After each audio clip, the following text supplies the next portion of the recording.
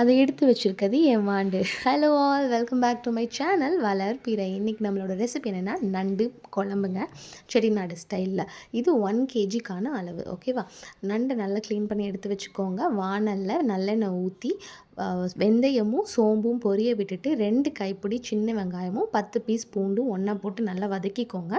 வதக்குனதும் பச்சை மிளகாய் ஒரு 4-5, இஞ்சி பூண்டு பேஸ்ட் 1 ஸ்பூன் போட்டுக்கோங்க. நண்டையும் போட்டு ஒன்றா போட்டு நல்லா ஃப்ரை பண்ணிக்கோங்க.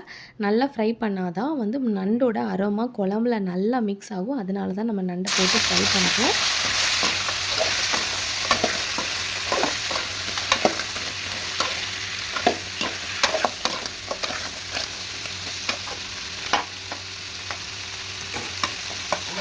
இப்போது வீட்டில் அரைச்ச குழம்பு மிளகாய் பொடி ஒரு 4 ஸ்பூன் போட்டுக்கோங்க.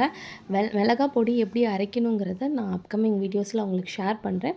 ஸோ இந்த நண்டோடு சேர்த்து மிளகாய் பொடியும் நல்லா போட்டு நல்லா ஃப்ரை பண்ணிக்கோங்க. அப்போ தான் எல்லாத்தோட அரோமாவும் நல்லா மிக்ஸ் ஆகி குழம்பு நல்லா டேஸ்டியாக இருக்கும். இப்போது தக்காளி ஒரு 3 தக்காளி போட்டுக்கோங்க. 2 to 3 தக்காளி போட்டுக்கோங்க. போட்டு நல்லா மறுபடியும் வதக்கிக்கோங்க. இந்த டைமில் குழம்புக்கு தேவையான தண்ணி ஊற்ற போகிறோம். நல்லா ஒரு 2 செம்பு தண்ணி ஊற்றிக்கோங்க. எவ்வளோ குழம்பு உங்களுக்கு தேவை, கன்சிஸ்டன்சி தேவையோ அதுக்கேற்ற மாதிரி. இல்லை கிரேவி மாதிரி வேணும்னா தண்ணி கொஞ்சம் கம்மி பண்ணிக்கோங்க. குழம்பு டைப்னால் தண்ணி கொஞ்சம் நிறையா சேர்த்துக்கோங்க. நல்லா ஒன்றா போட்டு மிக்ஸ் பண்ணி குழம்ப கொஞ்சம் நேரம் மூடி வச்சுருங்க. மூடி வச்சு ஒரு 5 to 10 மினிட்ஸ் கழித்து மறுபடியும் கிளறி கொடுங்க.